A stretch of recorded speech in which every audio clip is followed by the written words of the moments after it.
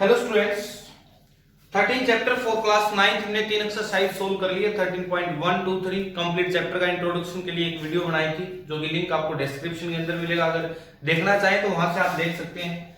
आज की जो हम एक्सरसाइज स्टार्ट करने जा रहे हैं 13.4, वो बेस है स्फीयर पे।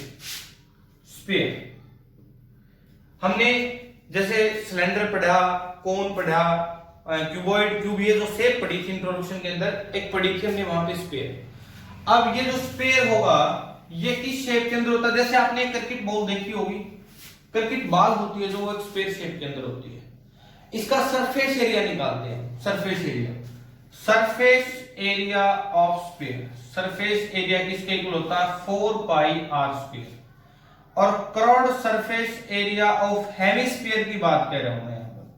हेमिस्फीयर इक्वल टू होता है 2 पाई आर स्क्वायर, और total surface area of hemisphere equal to होता है 3 पाई आर स्क्वायर। देखो सरफेस एरिया ऑफ स्फीयर, देखो यहां पर हमारे पास ये जो शेप होती है किसके अंदर होती है? हमारी स्फीयर शेप होती है। जैसे आपने क्रिकेट बॉल देखी होगी, घर पे एक बाउल देखी होगी, अगर हम दो बाउल को लगा दें एक साथ तो किस शेप के अंदर हो जाती है? हमारी स्फीयर शेप के अंदर। ये चीज है। अगर हम क्रिकेट बॉल को बीच से काट दें, एक हमारे पास कोई भी एक क्रिकेट बॉल है, इसको अगर हमने बीच से काट दिया तो किस शेप के अंदर होगा? हेमिस्फीयर के अंदर। किस शेप के अंदर? हेमिस्फीयर के अंदर। तो हेमिस्फीयर की शेप क्या हो जाएगी हमारे पास? ये शेप होगी हेमिस्फीयर। Hemisphere shape.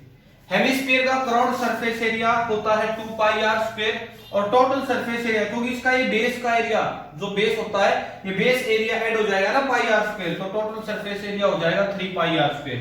और स्फीयर का जो सरफेस एरिया होगा वो होगा 4 पाई आर स्क्वायर। ठीक है।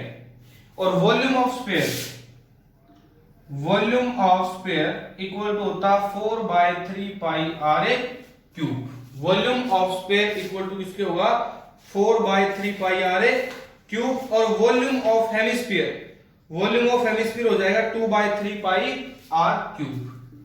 Volume of hemisphere, volume of hemisphere होगा 2/3 pi r a cube. Volume of sphere, volume of hemisphere 4/3 pi r cube, volume of hemisphere 2/3 pi r a cube के equal होगा। ये चीज होगी।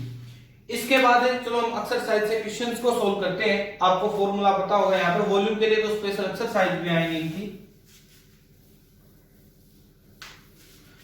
क्वेश्चन नंबर फर्स्ट देखते हैं, एक्सरसाइज 13.4 से।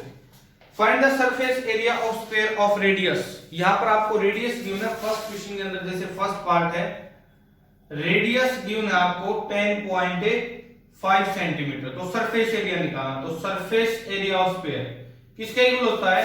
4 pi are square. 4 into, जब तक आपको पाई वैल्यू 3.14 के लिए नहीं बोले तो आपने 22/7 लेके चलना है। 22/7 इंटू रेडियस का स्क्वायर, रेडियस क्या है? 10.5 डिवाइड बाय 10, क्योंकि 10.5 पॉइंट हटाओगे, डिवाइड बाय 10 कर दिया हमने यहाँ पे, डिवाइड बाय 10। अब इसको कैंसिल आउट कर लो।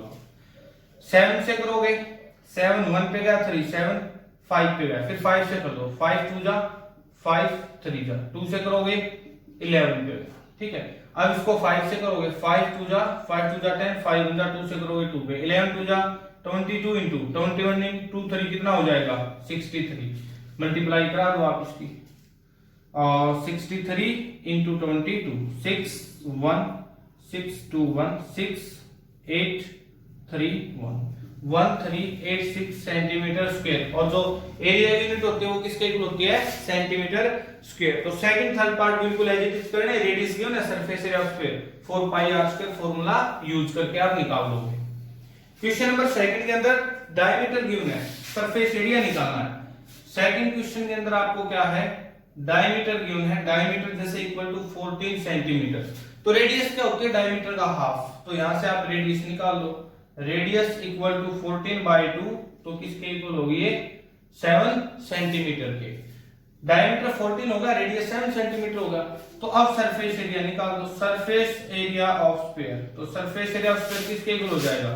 4 pi are square. 4 into pi into radius का स्क्वायर, रेडियस का 7, 7 इंटू 7, इसको आपने कैंसिल आउट कर दिया। 4 इंटू 22, 88 इंटू 7, मल्टीप्लाई कराओगे 7 8 56 5, 56 और 5 61, तो 616 सेंटीमीटर स्क्वायर। तो डायमीटर गिवन है, रेडियस उसका हाफ कर दो, बिल्कुल क्वेश्चन नंबर फर्स्ट की तरह एज इट इज होगा।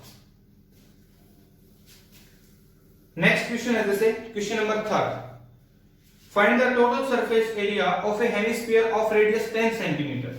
आपके पास यहां पर रेडियस गिवन है हेमिस्फीयर की, थर्ड क्वेश्चन के अंदर रेडियस ऑफ हेमिस्फीयर गिवन है आपके पास इक्वल टू 10 सेंटीमीटर, और आपने निकालना टोटल सरफेस एरिया।